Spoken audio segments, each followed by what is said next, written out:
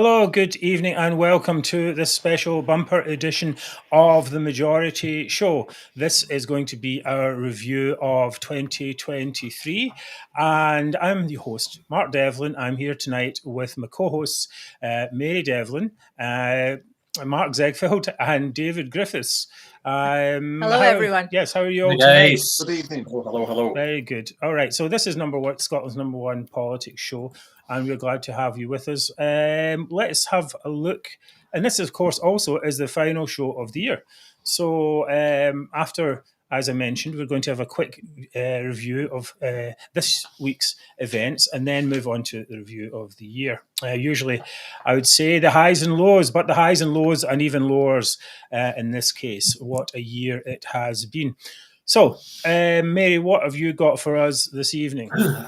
Well, we're going to be discussing how 2023 saw the end of the Sturgeon era. We had resignations, arrests, and criminal mischief galore. Right, David, what have you got for us? Well, I'll be looking back on the fact that Humza Yousaf has had quite the year of it. He's had more fails, as they say, than Shettleston Driving Centre. Oh, yes, very good. Right, Mark Z, what have you got for us? I've got the referendum that never happened. Okay, yes, that is, well, of course, that is a very important point. And tonight there will be no Zoomer of the week, which, of course, we're going to have Zoomer of the year. Yay. Partially voted for by you voters out there. Results are in, but we're going to discuss them and see if we agree with you all out there. So we will be back with all that, plus a quick roundup of this week's news in just a moment.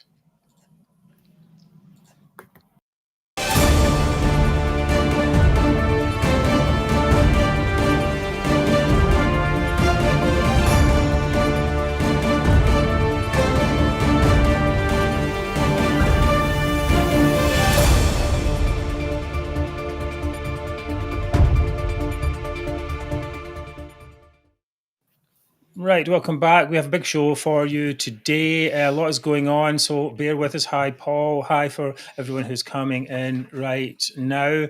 Our aim in this show is to promote a better Scotland without the toxic nationalism that is strangling Scotland's potential. I'm here tonight with my co-hosts, all four of us here today. Mary is here, and Mark, the other Mark, and David, all here today. First of all, big news was that if you remember last week, we reached our target on the billboards, and those billboards went up. Yes, was it yesterday, Mary? Yes, it was yesterday. That's right. Yesterday in all around Glasgow and in Dundee as well. This is an article from the Courier. And you see, this is actually a fantastic position there. Everyone basically travelling around Dundee on the A90 was able to see that. Of course, Dundee is a hotbed of Scottish nationalism. It's also where Humza Yousaf lives. That's right. Although the story says it's near his house, but it isn't actually near his house there. Some nationalists took exception to this. Mary Hunter, the failed Glasgow councillor, accused of being racist. Said, "Oh, I don't like your billboard. You must be racist." Yeah. Okay. You're like, okay. She said, I looked through their timeline and it was overt racism. You're like, what overt racism? I don't know. Anyway, it's just so playground-ish. I have no idea what race we're supposed to be ist against. Yeah, that's the thing. Well, who knows? Anyway, right. Glad to see more people joining the stream now. Welcome all of you for coming on. There's sometimes a bit small to see. Okay, so the billboard's been really great. That was the one there, and as this also was in the Scottish Daily Express. So a huge thank you to everyone who donated and supported the campaign. Some people may not have donated, but they promoted it to their followers and talked to people about it. Even going and take a picture of it was really great. I think it's running for a couple more days. Anyway, so they've been it's been really successful and quite happy with. Sorry, did I show this one? Yeah, that's the Glasgow one. Yes, that's the Glasgow one, right? Mm-hmm. And with that person there looking up at it in awe. And that's what it was. Okay, so anyway, that's great. Anyway, huge thanks also, of course, to UK Union Voice and United Against Separation pages on Facebook who have helped promote the show through this year. Thank Mark, you very much. Just Roy Bryson says it's not working on YouTube yet. What could that mean? Not working on YouTube yet. Okay, hold on a second here. Let me see what we've got. We can just check. Yes. We're getting a lot of messages about the jumpers. It says it's streaming on YouTube. Let me have a look here. I'll go and have a look myself. This usually causes some issues, but let's have a quick look. If we disappear, we'll be back. Upcoming live stream. Oh, you're right. Why is it not on working apparently now? Oh, someone says they're watching on YouTube. Oh, really? Studio 61. Right. Everyone says it's working. Right. Okay. Well, I have to get rid of this page now. I don't know how to do that. Okay, because it's probably broken everything else. Yes. Okay. Well, I don't know if you maybe missed the beginning of the show or not, but however, you'll be able to see it on catch up. Anyway, all right. This software, I don't know. This is a pinnacle of streaming software. Doesn't work all the time. But sharing is caring. If you like the show, please if you like the show, please like the show. And if you don't like the show, subscribe to the show. That's a bit exactly, isn't it? Anyway, David. As they say, if you can subscribe, please do so. It will increase the reach of the show just at the click of one button. Right, okay. Seems I've got all the first parts here. I should dole these out. Yes. Right, and if you are looking for gifts, please do go to the Majority Shop. This is the last day for normal shipping for any gifts here. We have some very nice T-shirts, Abolish Holyrood T-shirts and so on. This one here is I Love Scotland Too Much to Be a Nationalist in the ladies' sizes. We have Abolish Holyrood mouse mats. And we also have these very nice Make Scotland Better, just very simple T-shirts there, which of course is our ultimate goal there. So please do put your orders in as soon as you can. All your Christmas problems solved. Oh, that's right. Well, as usual, I'll be handling all the comments which keep flooding in. So please keep them short and snappy, and I'll try to get as many up on the screen as I can. Very good. Okay, so get started. We're going to run through a few items that come up in the news this week, and then we're going to talk about all the events of 2023. We can't fit them all in one show. It's impossible. There's so much going on, but we will do our best to get through it as quickly as we can and with as much insight as we can with these fabulous co-hosts here. So we're back in just a second.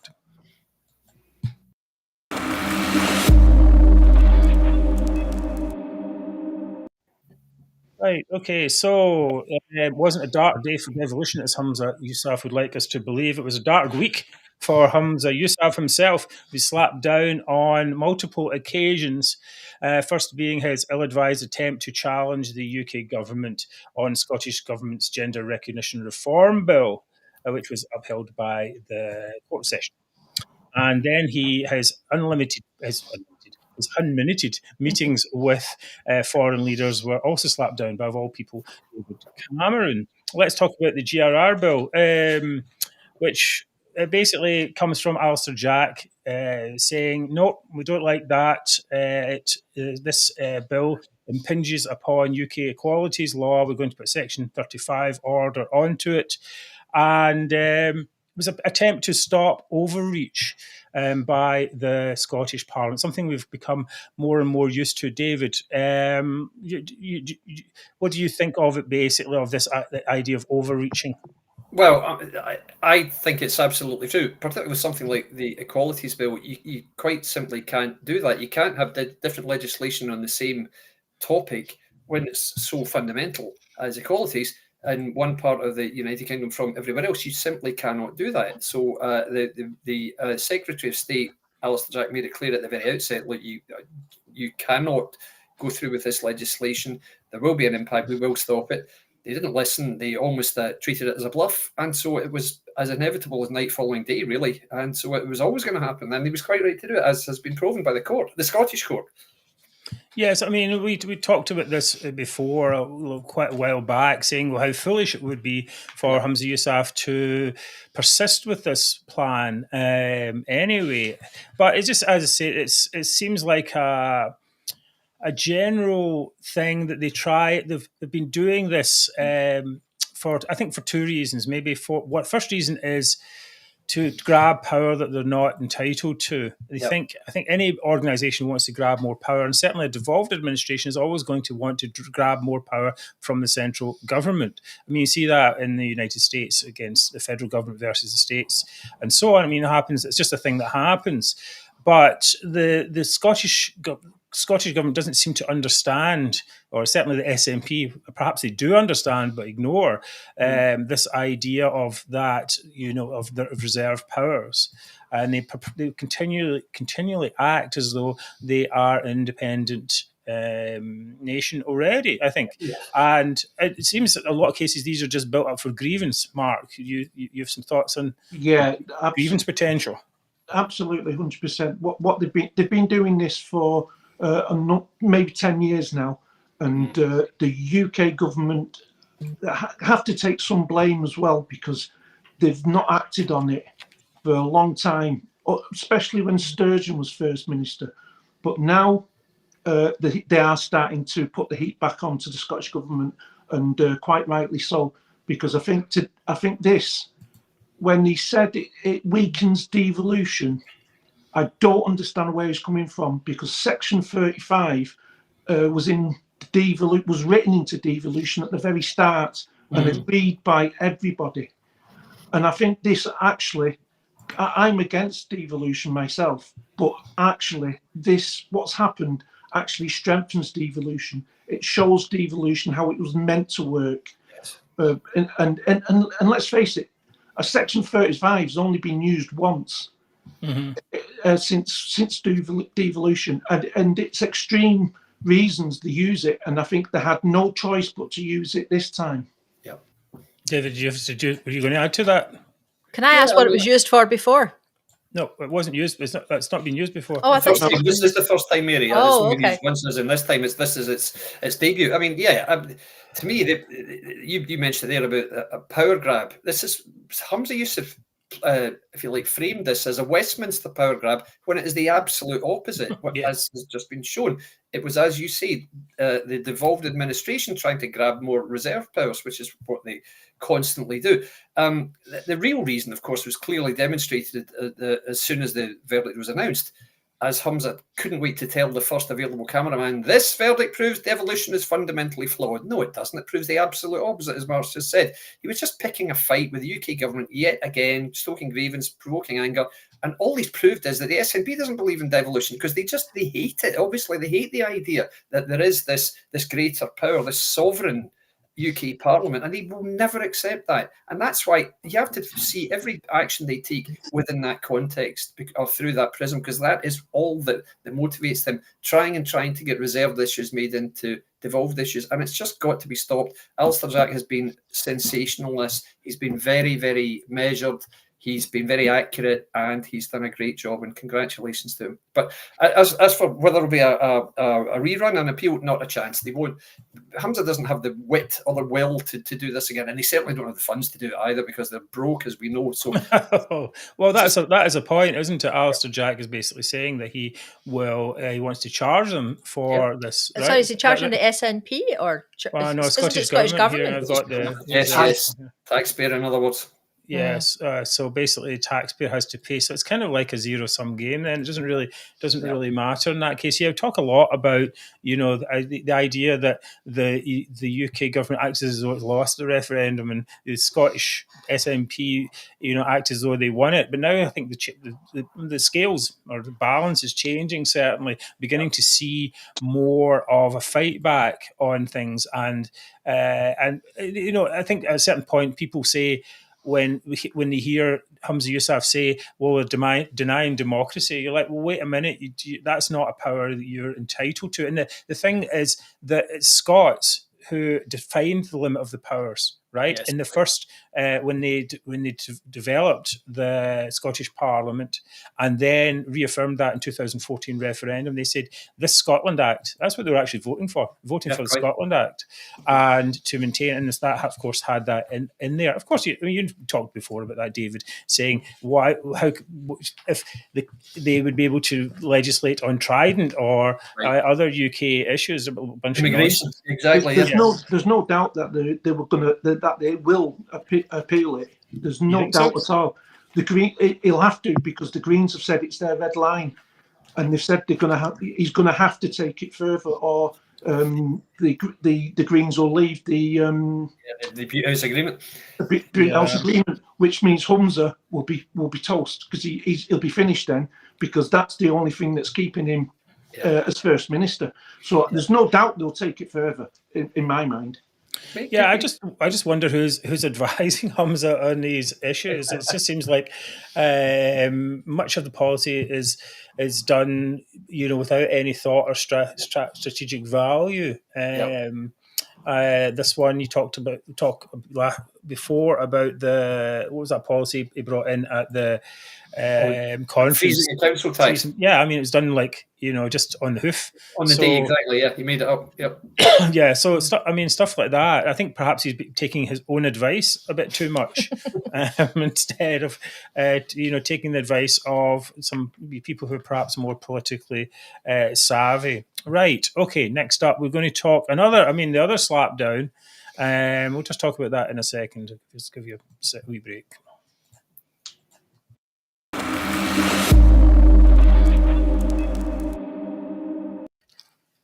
Right, the other slap down was David Cameron threatening to withdraw foreign office support for Scottish ministers after Humza Yousaf met the Turkish president, Mr. Erdogan, without UK officials. This seems to be a thing that's been going on for quite some time. David, what do you think of this one?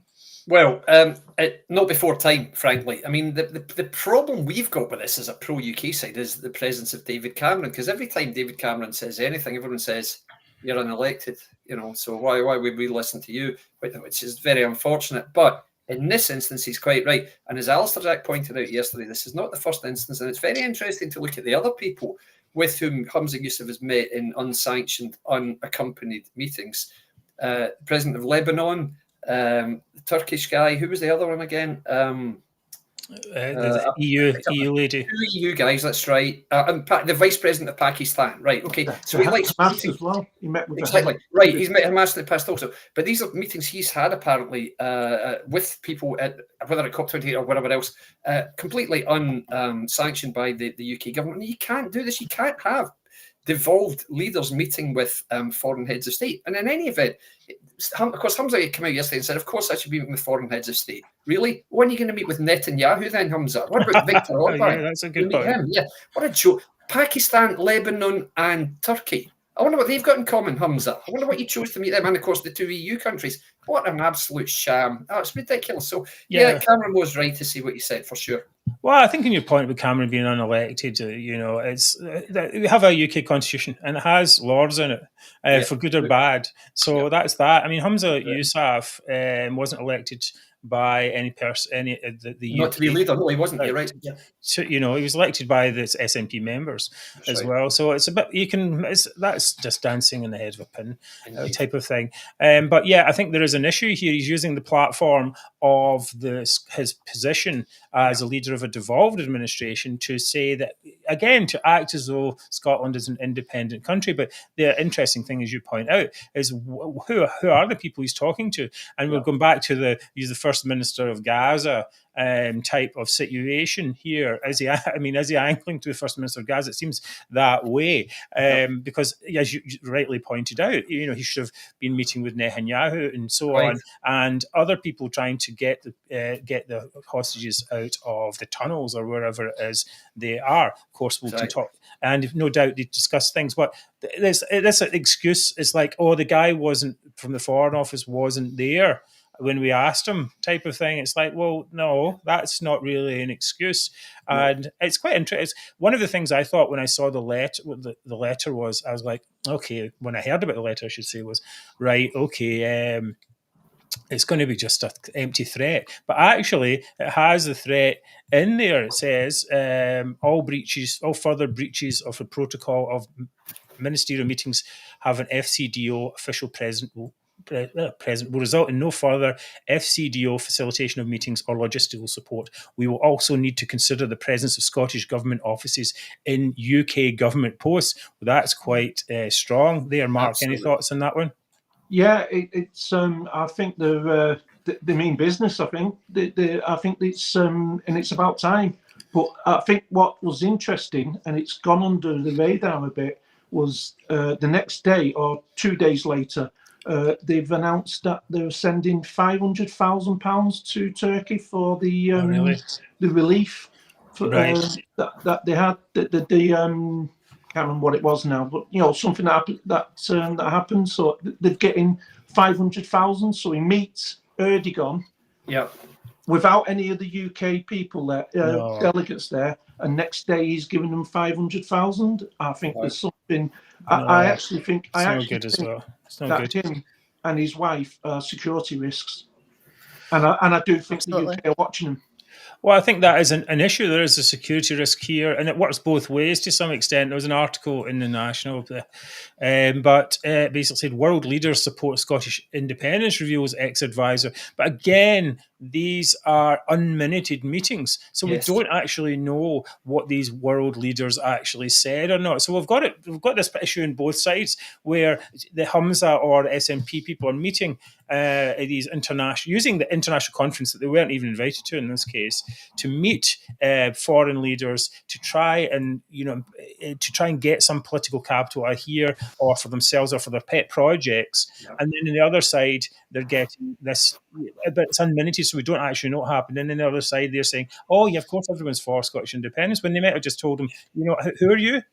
Yeah, exactly. They might just not have disagreed with them. That doesn't mean that they agree.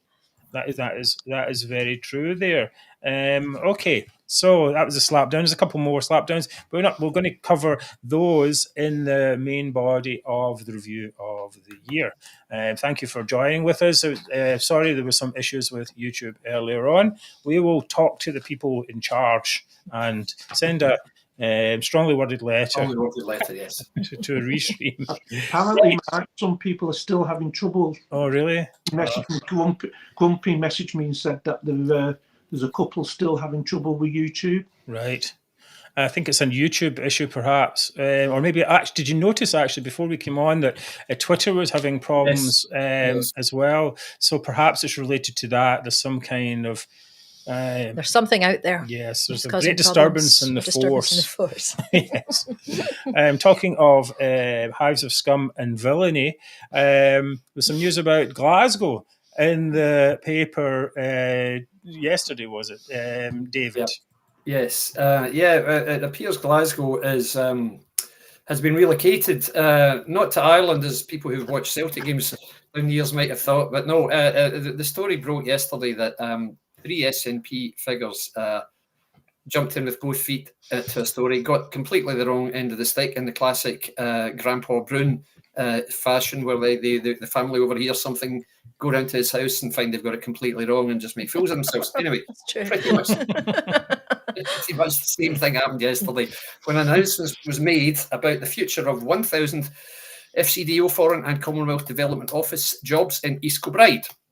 The news that emerged was that the jobs would be leaving the town. So immediately sprang into action Hannah Bardell and Alison Thewlis, who are both SNP Westminster MPs, and Olaf Stando, who appears to be the SNP's go-to social media man and failed council candidate, a bit like Mary Hunter. Anyway, up they jumped. Yet another BT promise evaporates, shrieked Alison Thewlis. Over 1,000 highly skilled civil service jobs in East Kilbride set to go as the FCDO leaves town.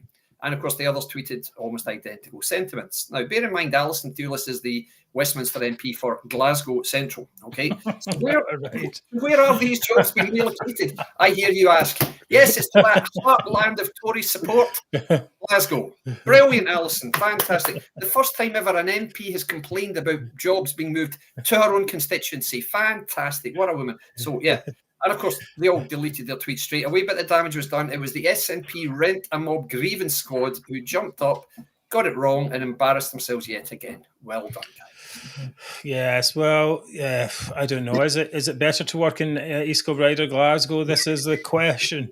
Depends if you're driving. Yeah, but there's a poll up, like people are like, oh no, I can't answer this one. That's true. Alison's excuse. What's that? Did you see Alison's excuse? What did She she said say? something about a counsellor. Tweeted it. Is that She right? deleted it. She tweeted and said, I've now learnt a lesson not to tweet when I'm tired, and I didn't wear my glasses as well. Right. That was her excuse.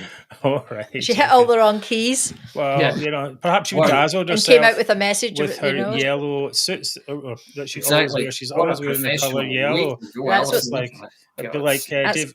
Kirst's comment here says banana women strikes again. That's good. Imagine that though. They have that thing. They do say that politicians should wear uniforms with all the badges of the sponsors, like F1 drivers. So perhaps she's just doing that as well. But she should put some. It should actually be green, shouldn't it? Really, there should be a big streak of green right through it, because that's really what's going on there. Right. Okay. We're going to. That's pretty much what we've done the news. Of the week, although I will weave a few other things from the week into what's come up next. Next, it's going to be the review of the year. So we'll be back in just a second. And I should have made a graphic for this, but I didn't. So anyway, we'll see you in a second. Next year.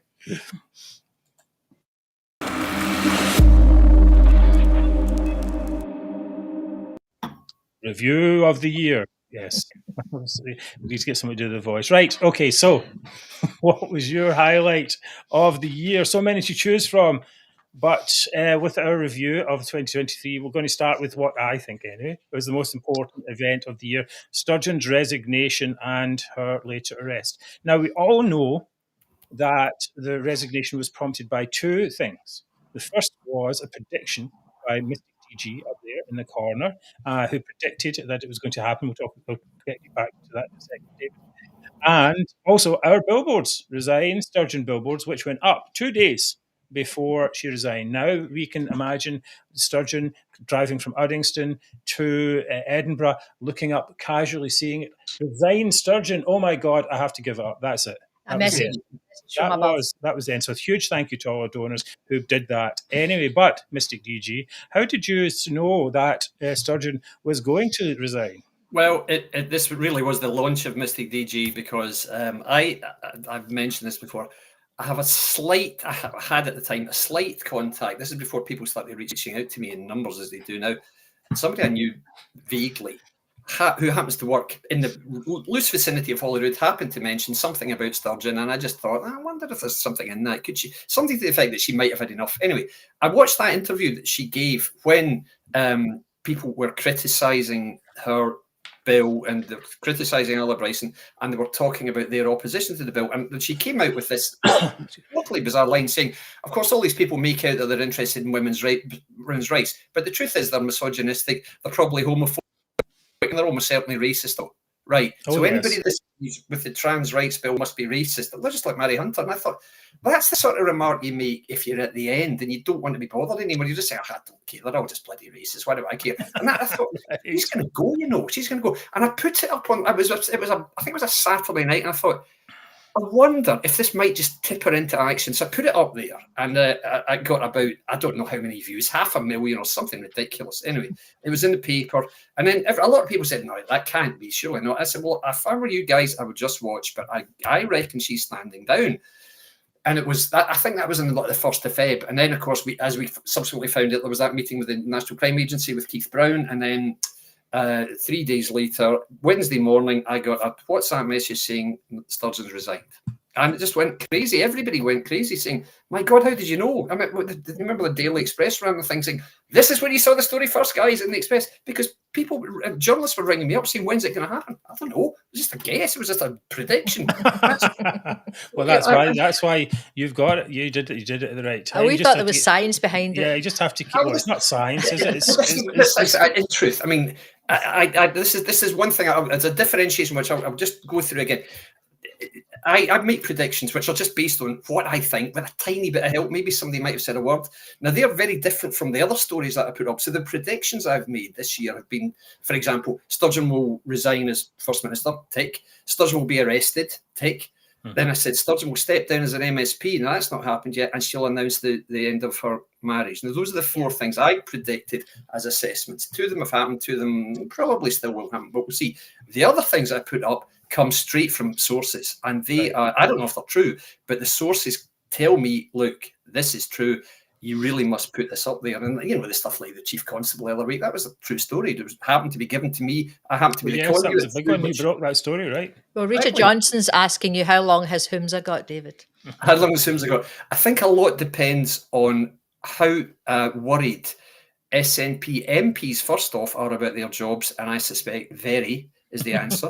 And then MSPs, yeah, exactly, they should be quite. MSPs will be similarly worried. Let's not forget there are 64 SNP MSPs in Holyrood. There won't be 64 next time. There were 48 SNP MPs in Westminster. There aren't even 48 now. There are, I think, 43 now. That number's going to fall massively. If they think his presence will make it more likely that they're going to lose their jobs, he'll go whether he wants to or not. So, yeah, I would say certainly, in my honest opinion, unlikely to be before the Westminster general election, unless somebody like Kate Forbes really decides she wants it and she wants it now. But would she do that ahead of an almost certain loss? Yeah, exactly. Maybe they need to have something like a 1922 committee or something like that. But so the pressure is always on. Basically, if you step out of line, okay, who's written a letter now, and what kind of situation that would create. I think that the MSPs don't have so much to worry about in the sense that, of course, they're going to worry about losing position, but the list system gives, if they lose in the constituencies, they gain in the list system, which should be abolished. That's absolutely true. That's they get just to back up Mark's point there. Let's not forget, guys, in the last Holyrood election, the SNP got 1.2 million votes in the constituency, and that got them 62 seats. They also got 1 million list votes, which got them 2 seats. They get 1 million list votes next time, they're going to get an awful lot more than 2 seats, even if they do lose it, especially if they lose their constituency. It's a ridiculous, it's a nonsense system, really. But then again, if you put it pure PR, it would be much better, really. I mean, well, we'll talk about that some other juncture. Okay, so the end of the Sturgeon era, how did it come about? Well, we know, I think it actually started when she lost the Supreme Court case, and that was what's the point? I can't use this position I'm in to get a referendum anyway. So why am I here? I think that's the first thing. There must be some kind of soul searching going on there. But there's only so much you can do, battering your head against a brick wall of your own making, I should say. But Mark, you were also on TV. You predicted that Nicola Sturgeon was at the end of the road. Remember when you were on Top TV? Yeah, well, yes, I think. I mean, and then it was only 2 days later that she resigned. We've said for a long time that political gravity is inevitable and it would collapse. But it was quite surprising, shocking at the extent of that. But I think several things conspired or converged at the same time. We had this Supreme Court ruling. We had the GRR bill, and we had this impending arrest as well. So let's talk about the GRR bill, which we'd already talked about a little bit. It was blocked by UK government. But while Sturgeon was on, there was a big stooshy about Isla Bryson. Yeah, Isla Bryson, who is a male transgender prisoner. Born male, yes. Who was placed in a female prison. And that caused a big, in itself, it caused a lot of trouble, because why is this happening? And people but part of the issue that's important is that Isla Bryson wasn't, just a male male to gender, but they were also a sex offender. That's right. So that kind of writ the whole thing large when the defenders of the self-ID bill had basically saying, well, of course, predators are never going to use this. And then the very first thing that happens is a rapist is using it to get into female prison. Now, that's just a ridiculous idea on its face. But also that idea on its face was, I'd say, ridiculous. But it also exposed this whole idea that are trans women really women? And Nicola Sturgeon was forced into a situation where she had to try and defend that. And this is the video of that. Are all trans women women? You haven't answered that question. Well, that's not the point that we're dealing with here. The question I'm asking. Trans women are women, but in the prison context, there is no automatic right for a trans woman. So there are contexts where a trans woman is not a woman? No, there is circumstances in which a trans woman will be housed in the male prison estate. Is there any context in which a woman born as a woman will be housed in the male estate? Look, we're talking here about trans women. And I'm now asking about women born as women. I don't think there are circumstances there, but... So it's different for trans women? Well, yes, and I'm not... So they're not equal? That is not... There is a risk assessment process done for trans women that takes account of the nature of the crime. Clearly, significant concern arises out of sexual crime and whether it's appropriate for them to be in a female prison or a male prison. So, big problem. Up until then, it appeared that Sturgeon was in control of every argument. I think at that point, the press particularly thought, well, here's something we can ask. We can always ask this question, and she will never be able to answer it effectively. It was at that point that she really lost a lot of credibility. Indeed. Well, not there, yes. So, David, did you have any thoughts when you saw that at the time? I thought it was a more devastating interview even than Jeremy Paxman with his "Did you threaten to overrule him?" with the guy on the what's his name, Michael Howard.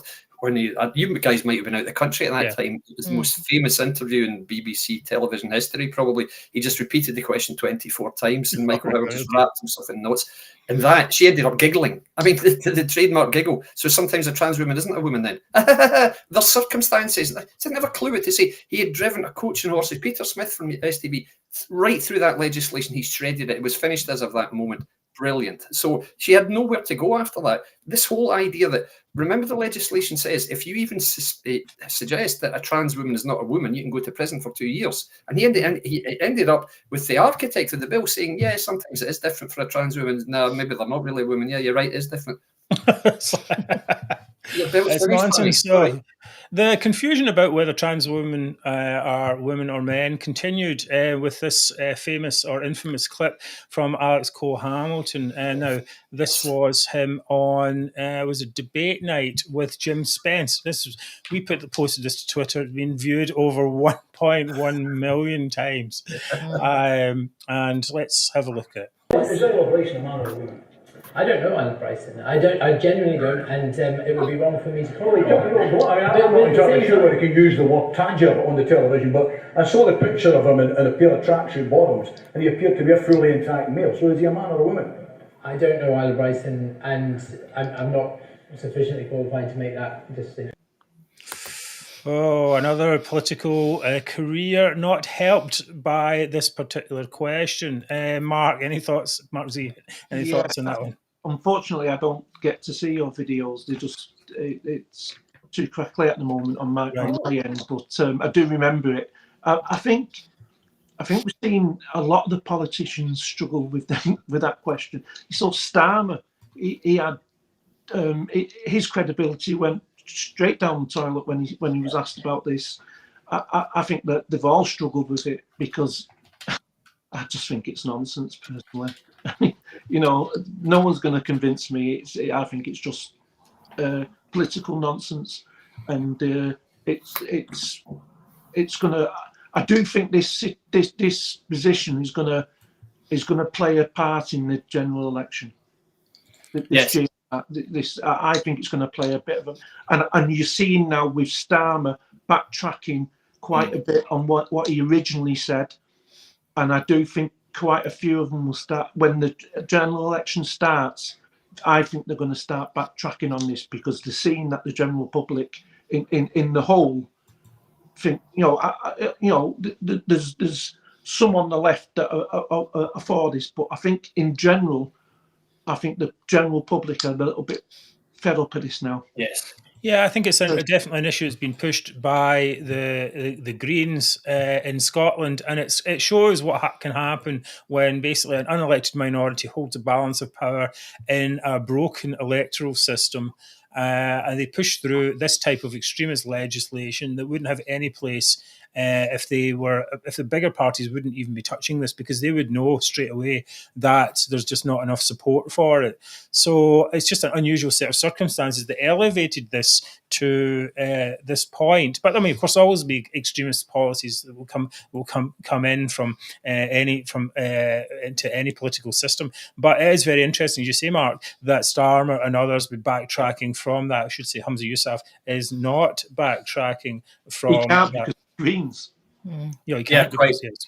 But I can tell you his backbench are definitely backtracking on this. His backbench, some of them rebels, there's about 11, I believe, and they want the Greens gone. Yeah. Yes. Last week we talked about Kate Forbes and how she was. She wants the end of the Butte House agreement. Anyway, so DG, you've got some comments on final comments on GRR.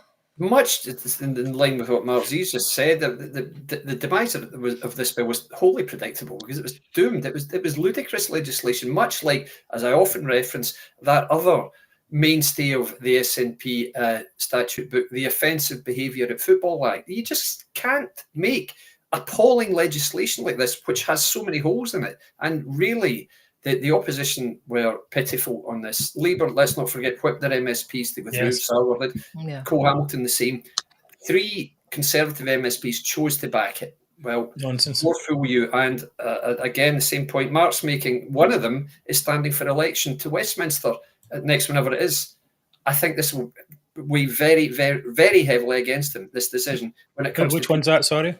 That's Sanders in East Renfrewshire. He voted for it, as did Jamie Green, as did Jackson Carla. Well done, guys. Okay, right. Well, Jackson Carla, I think, was leaving anyway, right? Yeah, so, right. But no, really, very poor, awful legislation, and anybody blindly backing it was very foolish. Sarwar is also now starting to backtrack in addition. But remember, this is the dance Labour has to do. Starmer has to make his decision, then about a month later, Sarwar has to make his decision totally independently of Starmer. That's how it has to look. Yes. You're a branch office. It's so ludicrous. But well, we can say the one thing certainly for sure is that as a test bed for ridiculous policies, Scottish Parliament is, fulfilling quite a role there anyway. Right. Okay. Very good. That was the beginning of how it happened. Now up to the arrest itself. We'll back in just a second. Yep.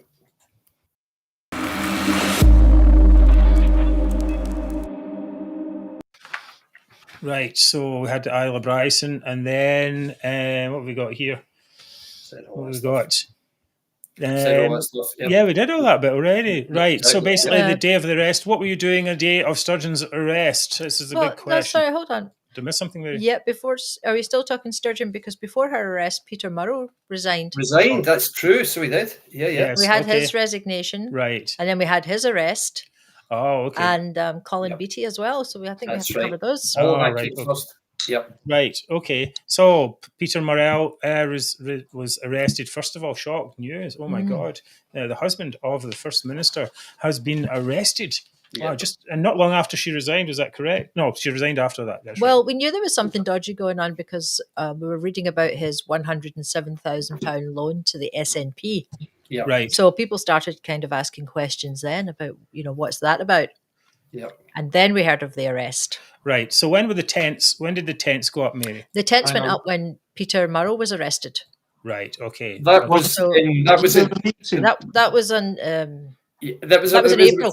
It was 3 weeks, a few weeks after Sturgeon had resigned. She had definitely resigned. She had resigned by the time he was arrested. 100%. She resigned on February 15th. That's correct, and he was arrested sometime in April. I think 6 weeks later or so. Yeah, something like that.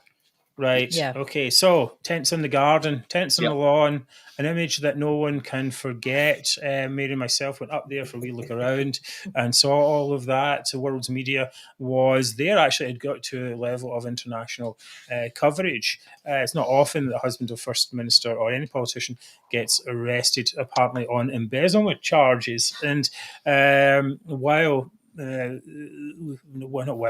we were there, they were going through the garden for all kinds of stuff. Garden tools. They were Garden looking for tools phones and so on. and SIM cards. Yes, it's not. Of course, the this is part of what's called Operation Branch Form. And David, you're an expert on Operation Branch Form, and it's slow pace. Indeed. So let's not forget the start of this was Branch Form began as an investigation into 600 and however many thousand pounds crowdfunded for the purposes of a second independence referendum. And remember that it came to light because the SNP accounts showed they only had 57,000, I think it was, in the bank, and assets of about 200,000. So the obvious question is, well, where's the money? It's supposed to be ring fenced. And they started all this nonsense about, it's woven through the accounts. Well, it's not ring fenced in that case, guys, is it? Yes. So on it went like this. I really don't know what ring fenced means. Yeah. I mean, Exactly. I've seen multiple discussions with them. They talk about ring fenced funds, and then there was all that money that. Was it for farms or something? And they loaned it to some other department. And That's someone right. 32 million. That means it wasn't ring fenced. And they said, "Oh no, but it is ring fenced." It's like Jimmy Hoffa with his use of Teamster pension funds. They think they can do what they want, but they go and finance the building of Las Vegas hotels for the mob. Well, that is the problem, isn't it? They do think that the money is their money. Yeah, it's not. It doesn't belong to either the public or to even their own members. Quite. Which is a bit much. Indeed. So Branch Form started as that. As we know, it then moved on to, okay, let's have a look into the suspicious items of spend. And so the stories at the time, some of which made the press as allegations, nothing's been printed as a fact, obviously. Very few facts are printed. Very few allegations are printed now because there's almost a fear that contempt of court proceedings could ensue, even though there's no court case pending. So it's been said that this is why you don't see so much about it. You see the occasional line about it, but you don't see very much by way of an allegation. But the sort of stuff we were hearing was Morell's got a shopping addiction. There have been 1,500 separate transactions in an SNP credit card. 1,500 transactions, not 1,500 items, but transactions. Each transaction could have been God knows what. And they were, as you said, looking for luxury pens, phones, as pots you say, and pans. Pots and pans is correct. Yeah, all that stuff. Gardening equipment. So why on earth would the SNP be buying gardening equipment? Where is the SNP garden? Is that next to the Blue Peter garden? I mean, what a joke! So ludicrous. So they were clearly maybe they're growing their own food.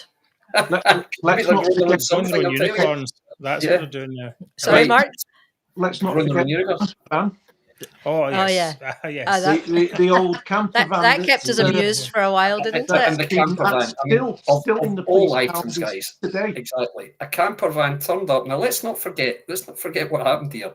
A camper van had been bought, they think, with cash because it was the purchase was investigated under potential money laundering legislation. It was bought and it sat parked on the driveway of the 90-something-year-old mother of the chief executive of the Scottish National Party for 2 years, just 2 years, when they've got no money. Now, I wonder what could that be? What could be the reason behind an item of about £110,000 value being purchased? Could it maybe be something that rhymes with honey pondering, do we think? I mean, you can't even make that allegation, but it's so obvious. Unless there's a very, very, very unusual explanation why. Well, maybe they were using it to cook meth, Breaking Bad. Maybe that's what they thought they were going to do, like Walter White and Jesse Pinkman. I mean, well, that would rejuvenate the funds, wouldn't it? But not only that, remember. Sorry, Mark. Go on, mate. They did actually come up with an excuse, didn't they? They said it was a battle bus for the COVID. Exactly. Yeah, with 2 beds in it. Right, but okay, and then let's not forget 5 in a bed. Quite, but that item, that camper van, has been seized and is still in the possession of police under suspicion of being the proceeds of criminal activity. And let's not forget, it was found on the driveway of the mother of the chief executive of the party. well, I mean, if there's an innocent explanation for this, I'd love to hear it. That's all I can say. Well, guys, you need a lot of innocent explanations to go through that, and of course, we're not presuming to to make a comment on anyone's guilt or innocence at this stage. We don't know exactly. We don't just like answers. However, I do think this is another one of these ridiculous laws in Scotland that seems to be a convention more than an actual law, or about that seems to stifle press freedom and freedom for people as to discuss this. In the US, that's not the case. You can discuss whatever you like, and the idea is somehow that prejudice is trial. I mean, what? So what? I mean, it can. If we say something one way, the other side will say something the other way. So it doesn't make any difference, really. Yeah, you can see if they genuinely don't want the possibility of a conviction to be affected, I get that. But if you want somebody to be convicted, or you want to have a fair crack at it, charge them. That's what I would do. But yeah, I understand it. So we just to repeat, we are not aware that there's any criminal activity. We're speculating. We don't know. We certainly aren't predicting or speculating about anybody's guilt or innocence, because we have no way of knowing. We are all guessing. And so there's nothing at all that's said on this programme or by any of us on Twitter has got anything to do with saying that person's guilty. We don't know. How could we? Right, well, Sturgeon tried to defend herself in a recent trip to the Parliament. She kind of distanced herself from her husband. Yes. Look, and before I say what I'm about to say, I'm saying it as a statement of fact, not a loaded statement that you should read anything into one way or the other. But in a situation like this, I can only speak for myself, and I am only speaking for myself. There is also a difference between me and my husband. I am an elected politician, I am a public servant, and therefore there is an expectation, I think a legitimate expectation on your part, that I make statements and, to the best of my ability, answer questions. Obviously, Peter is not in that position. Right? It's quite a distancing there. Unusual. Usually most politicians will say, I love my wife, husband. And yeah, I mean, that's the way it goes, isn't it? And whatever happens to them... Well, at least you would say we. Yes. She doesn't use we. No, it's a very unusual situation. Perhaps your third prediction, I'm not sure if it's your third or your fourth prediction, will perhaps come true. I would just say a prediction would be next year. I think we'll hear the phrases such as separate lives, intolerable stress, and very brave. I think you'll hear those three phrases used a lot when somebody actually comes out with an explanation of what's happening. I don't know if she'll have time to do any of that, writing her memoir full of Nicola. I can't remember that nobody wants to read. It's all a bit strange, really. Okay, we'll leave you with, and this will wrap up this Sturgeon section with Blinky McBlinkface video, which was, I think, the most recent thing we had from her. When was that? Maybe not even a month ago. I am committed to full transparency. I have just submitted my third written statement to the UK inquiry. That runs to some 200 pages. I've been asked some further questions by the inquiry, which I'm in the process of answering right now. As the Deputy First Minister has just said in the Chamber, the requests and the responses at this stage are confidential until the inquiry decides otherwise. So I cannot and will not go into the detail of those responses right now. That would be to breach the reputation. Have you deleted WhatsApp messages? Any messages I had, I handled and dealt with in line with the policies set out by the Deputy First Minister. Does that mean you deleted some? Look, can you let me finish? I will be setting out, I have already set out and will continue to set out to the inquiry how I operated, how I worked during the COVID pandemic, what I hold, what I don't hold, and the reasons for that. Well, that's all about, of course, the WhatsApp messages that mysteriously went missing. It's like we're following government policy to manually delete them every month. Oh, who made the policy? Oh, sorry, I did. It's like that kind of thing. But most of them didn't follow the policy, did they? Well, if it was me, you keep the evidence. I know this nonsense about the WhatsApp deleted the messages and stuff, and you're like, wait a minute, if I use it, remember Humza he found a phone that had the message on it. You're like, wait a minute, how can you find a phone as a message? It's a server-based system. They have all your messages there anyway. You can get it in any phone. Absolutely ridiculous. Nothing to do with the phones. Exactly right. Right, what's this? It says SNP sent her flowers. I remember that was... Yeah, when she got arrested. Yes. The SNP gathered money and sent flowers. Yes, which is what you do when your friends get arrested. Yes, as you do, Mary. I would send you flowers. I'm sorry, I've never had any friends that have been arrested, I don't think. If you were arrested, I'd send you flowers, Mary. That's true love. Thanks. There you go. Right, anyway. Okay, we're back in a second. Mark is going to talk about the referendum that never was. Exactly. If we find anything. Okay.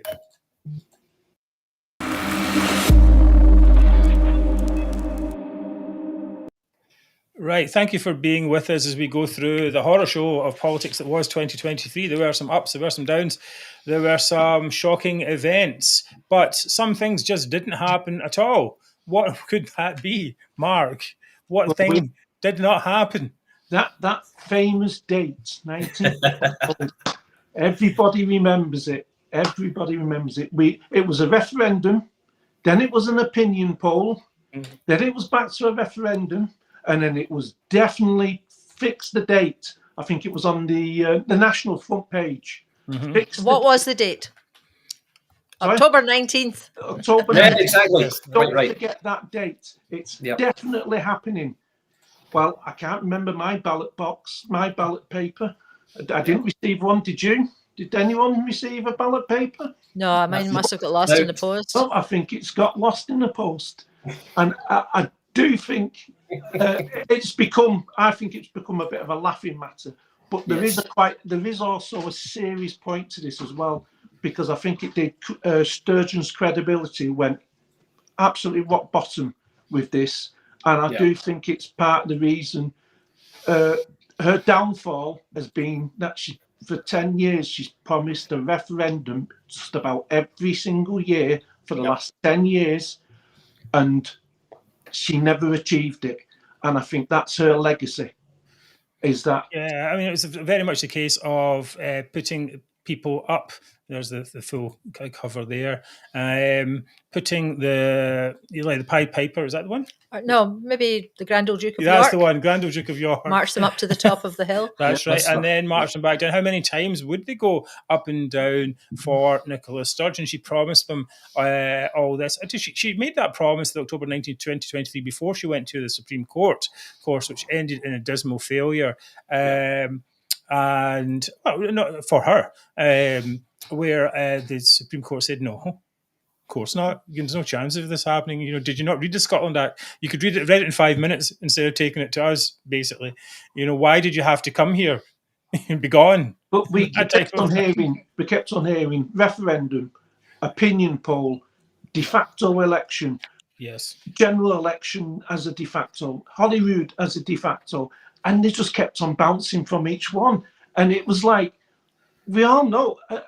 And I actually had, and this is not a word of a lie, I actually had people contacting me, nationalists, on the 17th and 18th of October, still saying that it was gonna happen. Yes. Honestly, right up to the date, they were still thinking this is going to happen. It's true. I mean, I was arguing with someone on Twitter yesterday, and I had a wee look at their bio. It said something like Scotland free in 23. I was like, you've only 19 days left. And get a move on. And the person said, "Oh, you're a dick." I was like, well, I'm not the one who voted for Nicola Sturgeon, however.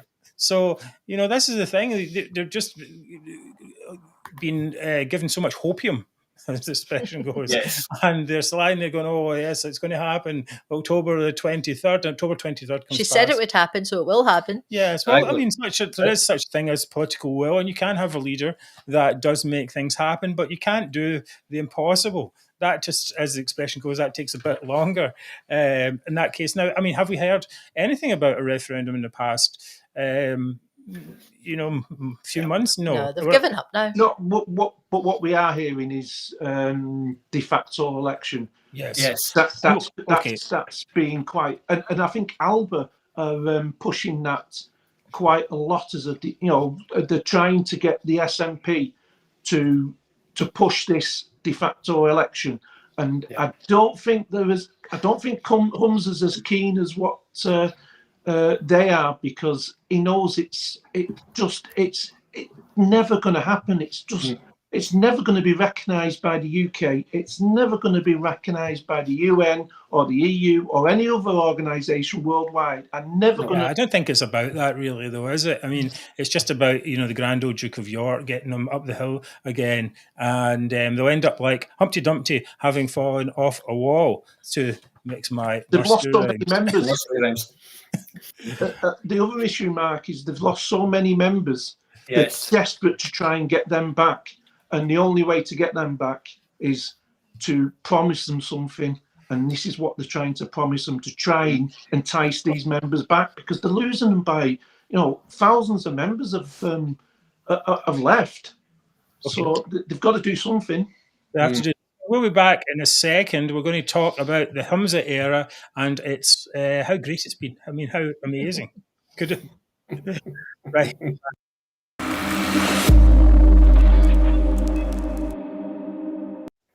Oh, actually, before that part, I've got to do this wee bit about my clash with Alex Slmond. Now, let me find this thing here. Okay, here we go. Right, now, for some reason, TOTW gave Alex Slmond 3 hours slot. Talk about his nationalist dreams. Nationalist pish is down here. Really was nonsense. I was the only anti-nationalist abroad. In fact, what they did was they had a guy on there, and the TV were putting out commentators who people would call in. They were all ALBA activists secretly. So it's just a whole total scam, really. Anyway, I was the only anti-nationalist voice allowed on the show, and this is me and him having a bit of a shouting match after I said that the Scottish Parliament was full of gropers and grifters, gropers, and no hopers. This brings us to a wider issue, really. I mean, do the people of Scotland really want to have a bunch of grifters and no hopers and gropers in the Parliament? You're being very hard. You're being very hard on Scottish parliamentarians. For goodness' sake, Mark. Come on. Is it the waste? Is it the waste of money, or the fact that you just don't like them? Do you mind not interrupting me when I'm speaking? What's in the case, Mark? You get the whole show. You get 3 hours to talk on this show to put forward your wishful thinking ideas that basically came to an end in 2014. And other people, the majority of Scots, you ignored them for so many years. Your protege, Nicola Sturgeon, ignored us. We won the 2014 referendum, okay? And you have no path forward from here. But Mark, you've been arguing. The SNP have won 14 out of the last 15 elections in Scotland, despite your best efforts. Are you saying that now you think you've discovered the secret formula? When independence is at 48%, you think you can turn back the time? 39%. It's 49%. I'm sorry, I'm underestimating independence. Now 49%. 39%. In the polls. Oh, no, in the last two polls, 48%. Yesterday's poll, today's poll. Let's say it's 50-50. It's just wishful thinking, Alex. It's not wishful thinking. It's a poll in the Sunday Times. Listen, can I ask you why is Boris Johnson... Why are you shouting over me? I'm just trying to explain and ask you a question, and then I'll let you answer it. Boris Johnson instituted... Of how the nationalists like yourself have spoken over Mark, I think we are destined. That's what we've done. We're destined to agree to disagree, Mark. But thank you so much for your contribution to the programme. Yeah, well, there you go. Actually, for a while I was a bit embarrassed about that, so maybe I shouldn't have lost my cool on it. But I actually think it was all right. Now, looking like in smug git, really. I mean, coming on and trying to, say that he even has any path forward. I don't know why Talk TV gave him the show anyway. Right, okay, enough of that. Right. It was a highlight anyway. Thank you, Evelyn. It was a highlight anyway. And how many people though have actually stood up to Alex Slmond? Has there been a debate even, from anywhere with him, an actual real debate? You listen to you look at the ALBA policies, 40% luxury tax, de facto referendum. You're like, it's just utter nonsense. And the media really needs to get onto it and just say, why are you talking this nonsense? Why are you selling this? Shouldn't you just have retired gracefully or disgracefully? Anyway, haven't we had enough? You're all wound up again, Mark. No, got me wound up again. What's your blood pressure? Humza, it's the Humza era. Now, okay, first of all, there was an SNP leadership contest. David, you are an expert in this, I'm pretty certain. You knew what happened. How did you think it went?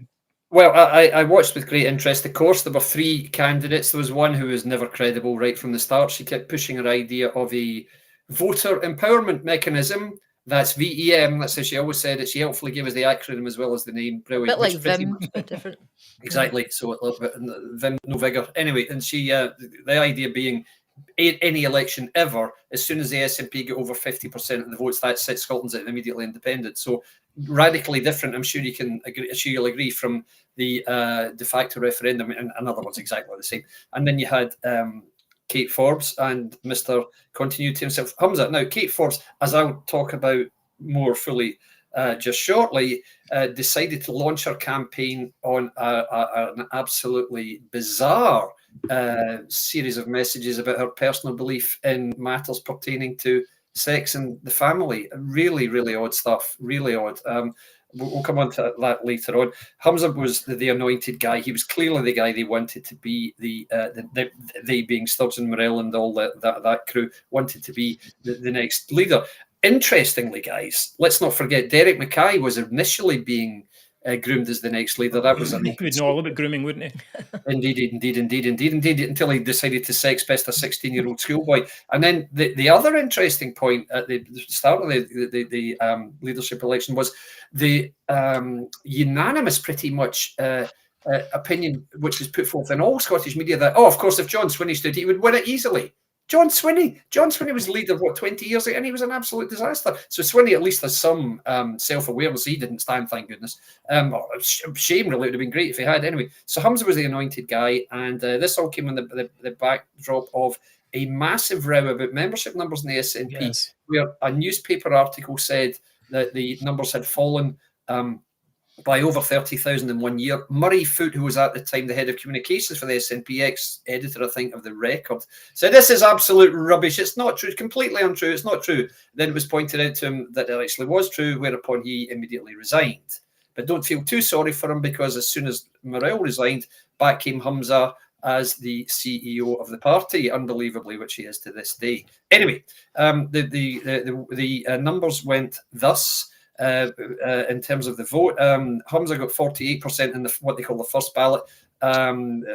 Kate got 41%, and Ash Regan got 11%. Now, it was clear that most of Ash Regan's supporters would go to their votes would go to Kate Forbes rather than to Humza, and that's exactly what happened. 7% went to Kate, and only 4% went to Humza. So, as I think a lot of us predicted, it was a narrow victory for the continuity candidate, Scooter Boy himself, Humza, who then became First Minister. Wow, goodness me. And hasn't he made a great job of it ever since, guys? Well, I mean, one of the things was that it exposed this myth of the SNP as being a united front for a start. Yeah. Nicola Sturgeon managed to keep it all under control, but during the leadership election, we can all remember, I don't have the video for it, Kate Forbes saying, well, you were rubbish at the as the transport minister, weren't you? That type of thing. You should think you'll be any better as First Minister, exactly, right? Yeah. Right. So that was my best Kate Forbes impression. But anyway, then we see we've got two camps in this party. Then we have 48%. Was 48% for Humza, progressive, keep the Greens on side, Mr. Continuity, Sturgeon, Morell, blah blah blah blah. And then the other side we get Kate Forbes, who appears to be supposedly financially responsible, but basically tart and Tory, right? And many people say, if the progressive side of the party said, if she becomes the First Minister, we will leave. And then also the other people, I think she had some kind of pragmatic approach to the independence process, let's say. And then, of course, all the Alba people, or I should say Ash Regan supporters, who were basically Wings Over Scotland and Alex Slmond. She was Alex Slmond in a dress, basically. So they were going to go away. So now you had this kind of three-way split in the party that was exposed for the first time. Mark, do you have any thoughts on that? Yeah, I think it's that time we started seeing the cracks in the party. And I think, don't forget the attacks on Kate Forbes because of her religion. religious attacks. And I do think that is, well, I do know for a fact that that's hurt her deeply, the criticism and the attacks from her own party because of that, because they all knew her religious beliefs when she was in the government. So and then all of a sudden it became an issue when she wanted to take on Humza. And I do believe that has split the SNP quite badly, that leadership contest. But when you watch the debates, because I think we all watched them, it was embarrassing. It was quite embarrassing, the standard of politicians. And it showed up the standard of politicians we've got in Scotland, them debates. I wish they were televised, actually, on the BBC or something. And so everybody... Yes, everyone could see them. Everyone could see how embarrassing they actually were, because it was... Ash Reagan was just... she's just out there, isn't she? She's quite... her politics are quite... she actually said on one of the debates, didn't she, that she would... just declare independence. That's right. Don't bother with the referendum. Don't by herself. The Scottish people. We'll just declare it. It was quite. I think the standard is quite poor in Scotland, but that showed it up. And I think it was. I mean, you think that's the best. That's the best that's possibly available there. Right. Okay. Moving along. Humza became the First Minister of Scotland. What did he do with all that power? He failed. Man, failed pretty big time. His biggest failure, I suppose, I don't know if you agree with this, David, was in the Rutherglen by-election. Absolutely. Rutherglen. Now, we all know the story of that. Margaret Ferry, COVID Maggie, got on the train and went around infecting folk. And she got pulled up for it by the infected people in the House of Commons as well. They didn't like that. They pulled her up. They did a vote, or not a vote, but they basically expelled her from the House of Commons. And then there was a recall election, which she failed, or I should say the voters succeeded in getting her recalled. And then there was the election. Now, this was quite an exciting moment because it came after several other by-elections, council by-elections, which had shown a swing of 12% or so from the SNP to Labour. Now, that was the Bells Hill by-election. Yes. No, last year we said that Labour would, I believed anyway, certainly that Labour would come back and that many disillusioned SNP people would go to Labour. That process has started happening as Labour seemed to be more credible and the SNP started crumbling. I mean, does anyone really think Humza Yousaf can lead Scots to independence? That's the big question, I think. And they say, and the other part of that is, if you've got a choice between, okay, we can vote for the SNP in the general election, and what's that going to get us? That's going to get us nothing. If we vote for Labour, we'll get the Tories out. Okay, all right, that's we're going to go for. David, how did that election feel to you? Indeed, very, very true. I mean, I remember saying at the time there is only the only possibility of an SNP defeat here is if Labour beat them. And you remember some people we know say, "Oh no, the Conservatives have got a very plausible candidate, a very strong candidate." And as I said, guys, it doesn't matter. It doesn't matter who they've got as their candidate. They're not going to win. They'll come third at absolutely best. They are not going to win. Please stop thinking they're going to win, because they can't. They can't win in this seat. They can't win in any other seat like this throughout Scotland, the central area, the Glasgow area. They can't. And what happened? The Tories, who did have a good candidate, Thomas Kerr, he lost his deposit. That's what happens. That's the nature of by-elections. They have low turnouts. It doesn't take all that many votes to get a win. But those people who did vote voted in enormous numbers to like Michael Shanks. Now, let's not forget, Michael Shanks was, I wouldn't say he's controversial, but he, before the election, against the backdrop of everything we've discussed, MSPs voting for the JRR bill, he made clear his support for self-ID and no certification. So he was putting himself out there, very much opposed to what Starmer had already said was the UK Labour view. But that was just to make sure that the Scottish Labour were maintaining this idea of being separate and not just a branch office, which is the thing they fear most. So, in long story short, a very, very an overwhelming swing, over 20%, which gave Michael Shanks 58% of the vote. So if this was repeated throughout Scotland, it would be an overwhelming landslide for Labour. The SNP would only win a handful of seats if this did happen. Obviously, it's not going to be the same pattern everywhere, but it is indicative of the fact that there is, exactly as Mark said, Mark, in fairness here, everyone, Mark D was the guy who said this all along. The way to get the SNP out is to build a golden bridge to get Labour voters who've gone to the SNP back voting Labour again. It's not about a new party. And you remember we talked about it for a long time on here. Maybe we need another option for people. I'm never been keen on that. Exactly. It's as I said, I'm a believer in political gravity. What goes up does go down eventually. And it was a stunning defeat. I think the SNP, Labour get double the SNP's vote. Now, whether that will be... Yeah, they did indeed, they did. At the moment, Labour still has the momentum. It doesn't seem they're going down particularly. We'll just... another few failures. We've seen an exodus of MPs and MSPs. Angus MacNeil. He went to Alba, right?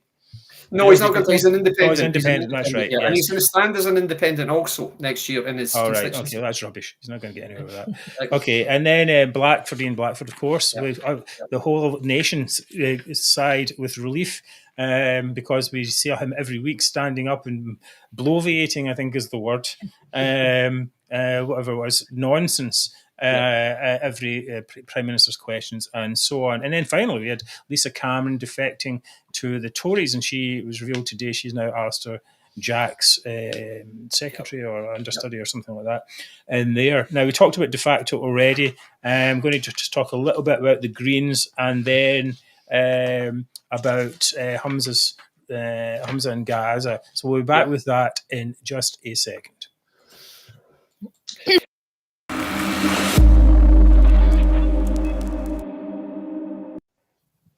Mary, the Greens are your favourite topic. Policy fail of the year, DRS and Green disaster. I would say so. I mean, it's true that I do talk about either somebody in the Greens or the Greens in general just about every week, because they seem to be the only party in Scotland that's actually making any policies. And the policies are an absolute disaster for Scotland. So I believe that in the last year, the biggest policy fail of the year was DRS. Absolutely. Because it really brought attention to just how incompetent not just the Greens, but also the SNP really are. I mean, they took something, Lorna Slater, she tried to run with this scheme, and from start to finish, it was an absolute disaster. So if everybody remembers DRS, which is the deposit return scheme, where you were supposed to, for single-use drinks, you're supposed to... there was 20 pence was added onto the price, and then you would get the 20 pence back. And a simple thing like that, they managed to cause absolute disaster.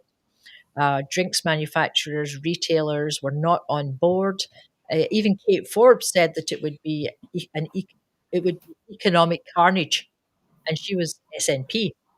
So that just tells you how bad it really was.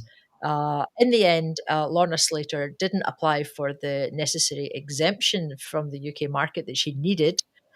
She didn't do it on time. Should have been done like many months ahead. She left it to the very last minute, like a month before the scheme was supposed to be operational.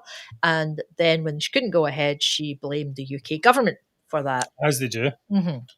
And she said that they were trying to deliberately sabotage the scheme.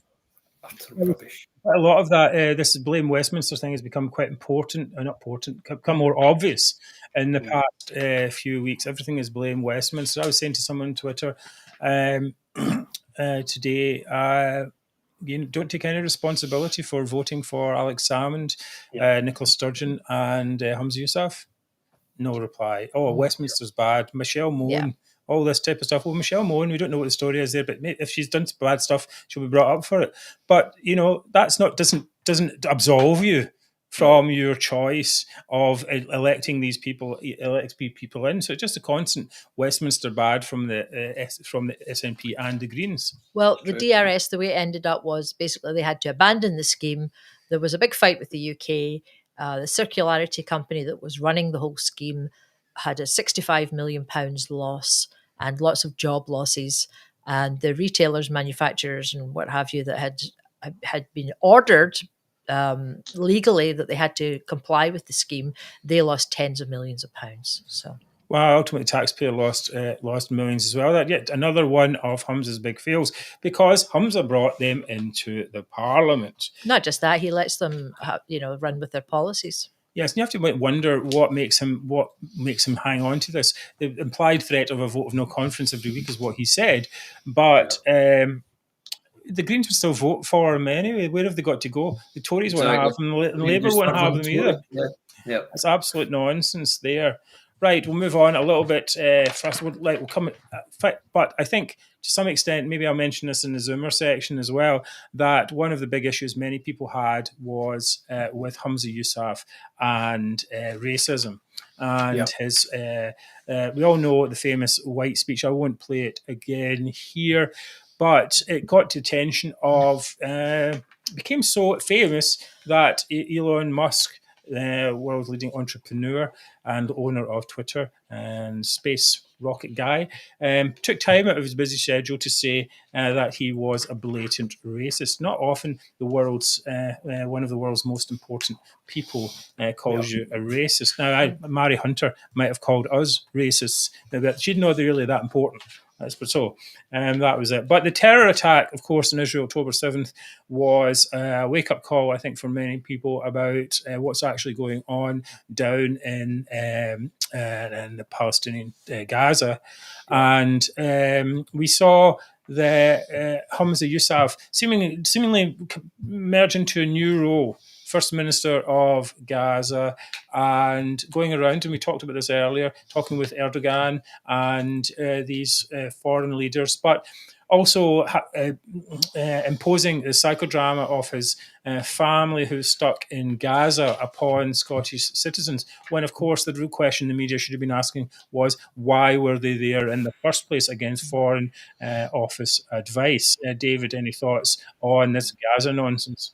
Well, I mean, yes, it's the whole situation in the Middle East is very much a powder keg. It's not the sort of situation that anybody should belittle or should get involved in. It's much like Humza Yousaf's obsession with talking to foreign dignitaries at events to which he's not even invited. It's ridiculous that he got as involved as he did. Remember all his semi-tearful pronouncements about how worried he was about his in-laws and all this nonsense. Then the next thing you know, £750,000 magically is somehow donated to Gaza, and then his in-laws are straight out of there. Great, okay. And then last week or the week before, he starts again talking about his brother-in-law, and you just think, how long is this going to go on? This is ridiculous. It's terrible that people have family caught up in situations abroad, but they're caught up there because they chose to go there against Foreign and Commonwealth Office advice. You've kind of got to only get yourselves to blame for being there. Why go to a place which you know is on the precipice of awful war anytime if you're not going to be prepared for the consequences? And for the First Minister of a devolved administration to spend so much time talking about his family is just ridiculous. Remember, Mark Thatcher went missing on a rally, and Margaret once, this probably in Africa. Oh, yes, I remember.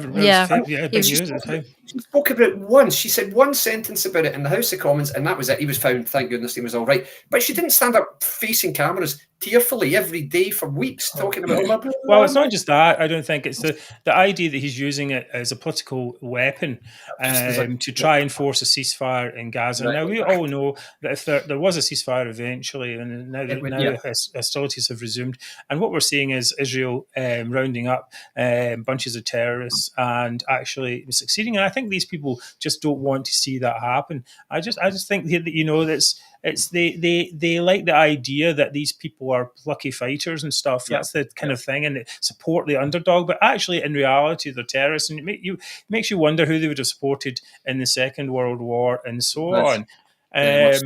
So that was a thing that Sturgeon never really did. Sturgeon, while she went in these jollies overseas, she never really saw herself, I think, as being a mediator or a person like that.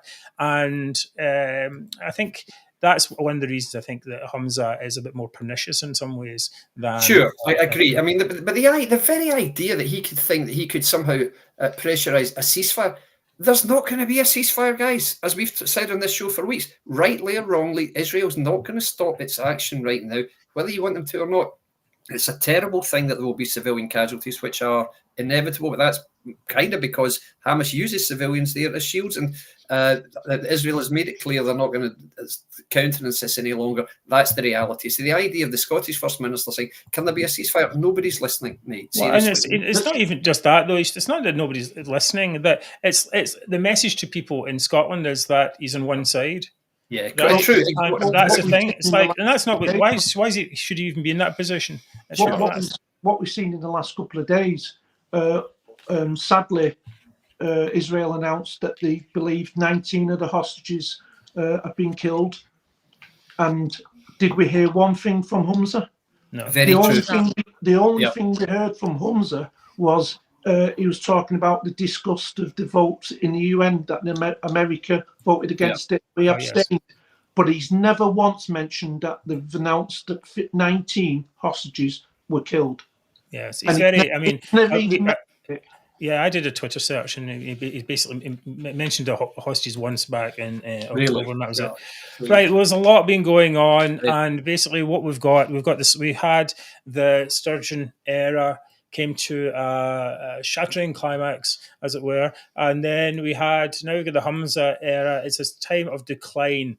And I think people are mighty sick of the whole thing, really. We're really in a situation where people, I think, thought, could it be worse than Sturgeon? And then they're like, yes, actually, it really could. Anyway, so much more going on, and we will talk more about the events of the next year, of course, during next year. But very soon we will have the Well, here's a little poem. From the Clyde to the Ness, the SNP have made a mess. From the river to the sea, as it was. Yes. Don't vote for the SNP. Okay, things you can do right now to support the show. You can please donate to us. Our fundraiser for Billboards is over, but we're doing a 2024 fundraiser. Please go to our website, and the links are there. You can go to donorbox.org/majority2024 as well. You can, of course, buy a t-shirt or a mug. This is the last day for normal postage. You'd have to go into express postage. Otherwise, please subscribe to the show and do likes and so on. So, coming up, it is that moment you've been waiting for. You waited all year for this, in fact. And here it is. It is.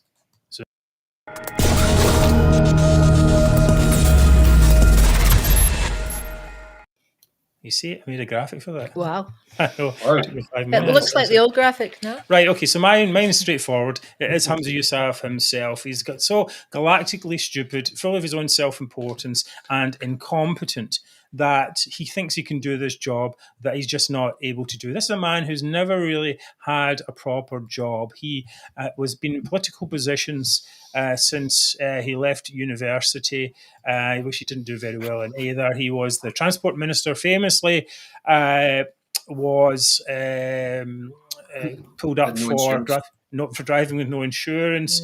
Then he was a health minister, in which time he drove a scooter into the ground. I mean, this is a metaphor for this guy. Basically, overconfidence, rushing towards a situation out of control, thinking he's on top of the world, and then flat in his face.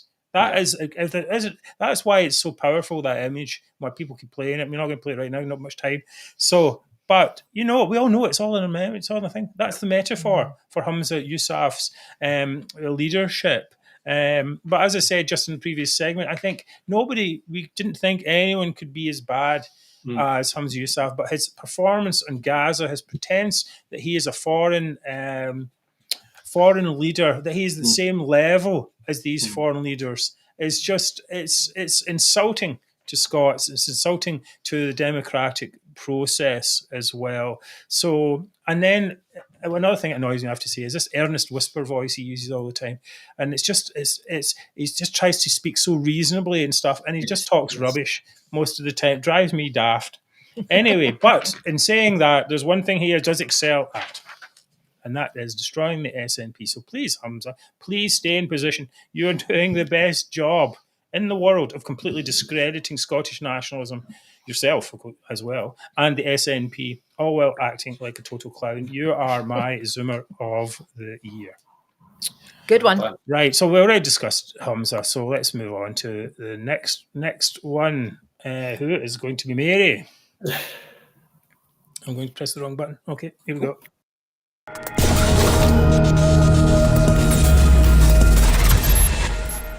Well, guess what, guys? Big surprise. My Zoomers of the year are the Scottish Greens. All through 2023, they have tried their utmost to tear Scotland asunder with their policies and extremist views. Oh, yes. So the reason I'm voting for them is because the Scottish Greens are, one, anti-business. Mm-hmm. Yep. Let's just look at the DRS scheme, Lorna Slater's disastrous bill that cost the Scottish taxpayers and businesses tens of millions of pounds for nothing. And every man and his dog knew that it was going to be an absolute disaster, but she ploughed on regardless, and she caused untold costs to manufacturers and retailers. There's also the North Sea. They're trying to destroy all the jobs in the North Sea. The jobs have halved in the last decade by 200,000. We've got Grangemouth closing. 2, the Greens are anti-property owning. They have they hate landlords. They hate people who own property. They've exacerbated a housing crisis with the rent freeze that's caused rents in Glasgow to soar by 22% in the last year. Builders don't want to build and landlords are selling up.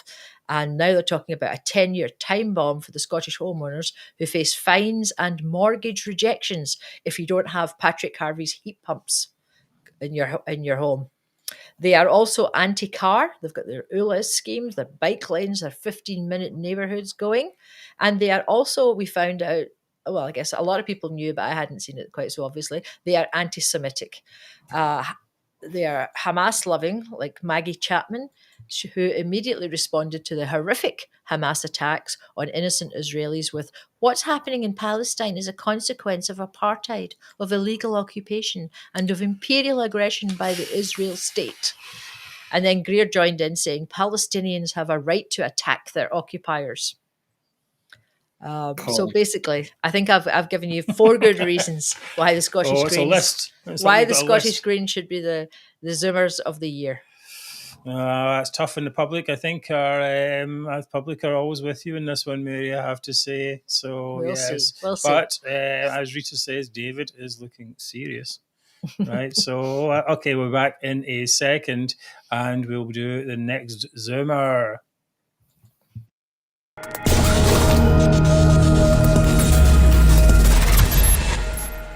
Zoomer of the year, David, you're up. What's yours?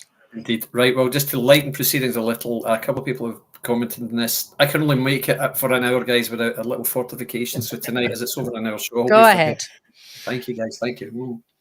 Oh, delightful. Anyway, slightly unusual one for me tonight, and I know this nomination won't win, but I think it's important just to say this. My nomination for Zoomer of the Year is former Scottish Government Finance Secretary Kate Forbes. Now, I can hear you say, "Oh, what's wrong with Kate Forbes?" Goodness sake. Okay, and it's not because she deliberately and cynically avoided voting in the GRR bill towards the end of last year, because she was still on her maternity leave. It's not because she launched her SNP Leadership campaign with the most ill-judged public rhetoric since Gerald Ratner described his company's earrings. And it's not because she continues to position herself as the Ned Flanders of Scottish politics, but only when it suits her, of course. Not for any of those reasons, guys. Well, what is it for? I'll tell you. The reason is I find her a blatant, unmistakable hypocrite, and I choose my words carefully here. I'm aware I'm swimming against the tide of pro-UK. No, I totally agree with you. No, I agree with you as well. Like only yesterday, for example, in Holyrood, Stephen Kerr stands up. I've long been an admirer of Kate Forbes. Have you really, Stephen? Well, wasn't that enlightening? Thanks for letting us know. Great. Well, I'm afraid I disagree, Stephen. I can't forget Kate's eagerness to share.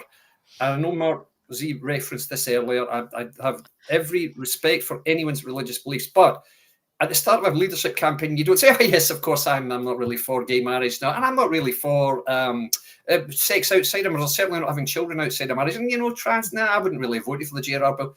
Right. So all of that, to me, was just, okay, this was her positioning herself as the voice of reason and the voice of old-fashioned family values against all this sin that she saw in Scotland, and I think that she thought that there was almost a tide of emotion, thinking we should get back to what we really believe, which is, you know, God created man and Adam and Eve and all stuff like that. Okay, that's great. If that's your beliefs, fine. But she said it all she chose to. Immediately, half the MPs in the party said, well, we can't vote for her. This is terrible. And her campaign manager stood down. Straight away, she rode back. Straight away. She deflected. But she said, well, isn't this fascinating? Because it throws up a really interesting question. I mean, what is liberalism? Oh, God, just stop. All right, just pack it in, all right? I mean, surely freedom of speech is so important. No. You took a chance. You went out on a limb and you said, okay, I'm going to present some really quite extreme, what are now quite extreme, almost fundamentalist views to try and counteract this drift towards gender fluidity and all the stuff that she made it clear she didn't believe in. I thought it was very cynical indeed. I didn't like it at all. And I think it was as a result of the public kickback against the whole Isla Bryson nonsense, which was nonsense, you're right. But to come out and say, yes, I believe in, you know, you meet a girl, you don't kiss on the first date, then you get married, then you have children. Okay, that's lovely. But this isn't Arkansas in the 1950s case. Yes, it's not even Britain in the 1950s. Exactly. There's a reality to our lives and that, you know, it just seems. But are you from a wee island off the coast of Scotland or something? Quite, exactly. That's exactly the vibe. Quite. So pure opportunism, but also delivered with a real lack of political skill. And of course, she backtracked and said, no, well, I didn't really mean it, sort of thing. Anyway, this week she's carried on, though, because she's called for an end to the Butte House Agreement. And she's been a very vocal critic, as you said there in the past, the DRS. But when there was the chance for her to back up her words with actions, there was a vote of no confidence in Green Minister Lorna Slater was the architect and the culprit behind the failure of DRS, and Kate voted against the motion for Lorna Slater. I just think she's, frankly, another grasping, chancing, deceitful, frankly, snout at the trough. I don't like the way she acts. I don't think her beliefs are anything like as sincere as she makes out, and I don't go along to the slightest degree with this pro-UK move to get Humza replaced with her. I don't back it at all. She might be an improvement on Humza in the same way that gas flu is not quite as bad as dysentery, but I still don't want either of them. Well, we simply don't want an improved SNP. We want SNP to be as bad as possible under Humza's leadership for as long as possible until he gets bitted out. That's it. Indeed. So you'll never get a kind word out of me about any SNP leadership candidate, not once. So please forgive me, guys, but that's just how I am. I will not say anything to bolster Ms. Forbes' reputation. I don't want her as First Minister at all. I don't want her involved at all. I don't like the woman and I don't respect her. So there you are, guys. It's a rather unusual one, a little bit bitter maybe. Tell us what you really think, Dave. But very well put, that's David. Right. Yes. Very much right. So. Okay, right. Well, that's quite something. Strong contender. Right. Okay. We're back in a second with Mark's Zoomer of the Year.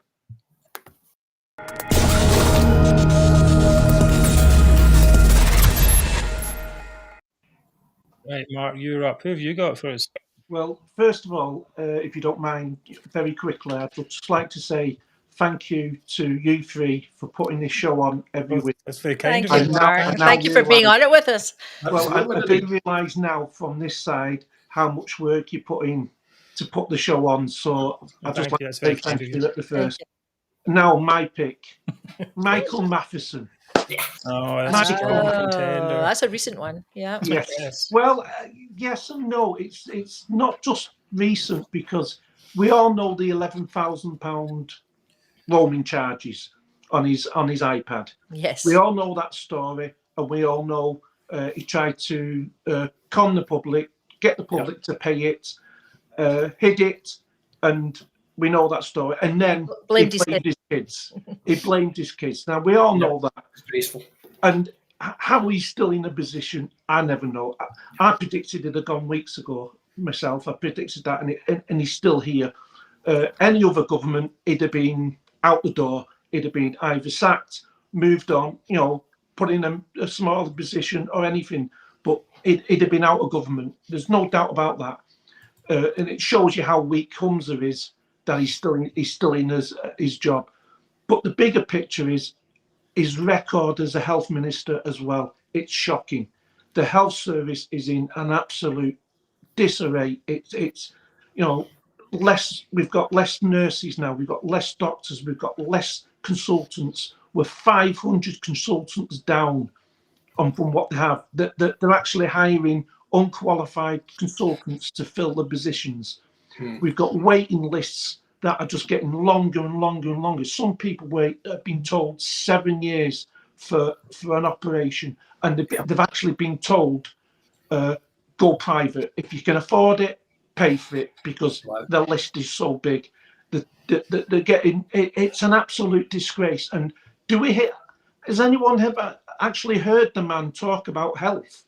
Because all I've heard is about this 11 grand. Well, that's the problem, isn't it? That's why they have to get him out, because every question is about that. I mean, that's when the scandal becomes a story, wherever he goes, that's always going to follow him around. So the leaders have to get rid of that, because it just drags them down under normal circumstances. And you've got, I can't get out of my head as well when I think about him, is the smirking face when this first started, when he was giving his interviews. He smirked in every interview as if to say, doesn't matter what you think, they should pay for my 11 grand, it doesn't matter. Yes. And then suddenly that smirking changed, and it was a bit more tearful in Parliament. Remember tears in Parliament, and I didn't want my kids to to go through any. This whole thing is absolute utter nonsense. Oh my God! Nobody believes a word. He's an embarrassment, and he needs to go. And how he's still in a position in government, earning 100 grand a year, is beyond me. Because can you imagine the UK government health minister? That you look at the ones that have gone. Be fired as soon as they went in the office to say, "Oh, I spent 11,000." Oh, you're fired. As soon as there's a bit of a scandal, you get fired for the stupidity of it. Never mind anything Absolute else. Nonsense. Right. Well, I think someone should put billboards up that say "Sack Matheson." Oh yes, that's another thing. That would be a winner. Yes, I was going to come to that, Mary. Sorry. We've seen them. They've popped up all over Scotland and that. I don't know. I have no idea where they come from. Yes. SackMatheson. Must be some clever people. Some clever people there. Backed by good money. Yes. Let's hope it works, because he does need sacked. He needs moved on.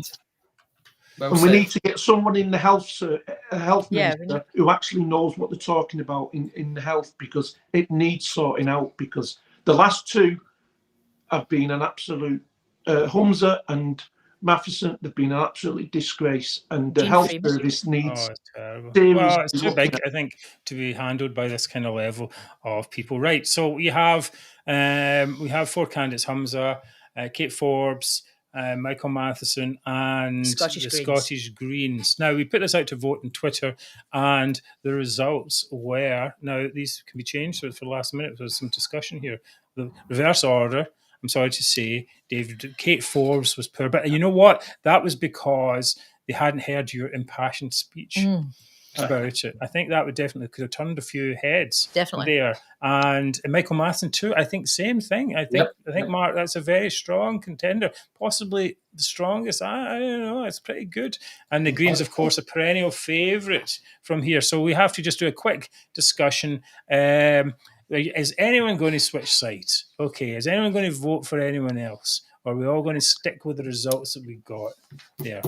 Stick with it. Sticking with it. We're sticking. Yeah, I'm going to stick with it. Right. Come on, tell us who won. Well, then one, of course, is Humza Yousaf. Humza Yousaf. One election is one. You are Zoomer of the Year. What percentage of the vote did you get, Mark? Oh, I think it was quite high, actually. It was like, I didn't have the thing there, but it was like at least in 60-something percent. Yeah, it was in 60s, I think. So definitely resounding win there for Humza Yousaf, as David says. Well, the thing is, they're all losers. Well, yes. Well said there, Mary. A little bit harsh, but true. Tough love. That's it. Right. Okay. Thank you for being with us tonight on this bumper majority show where we've done the review of 2023. We covered, I think, the main items anyway, and what a disaster show that was. Shit show, to use the word. What a disaster. Could not be any worse. I think people in Scotland are like, why? Why did this happen to us? And the reason it happened to us 25 years ago, that Scots voted for this devolved administration, this full parliament. And that has been the cause of our woes. I think before then, nobody really cared.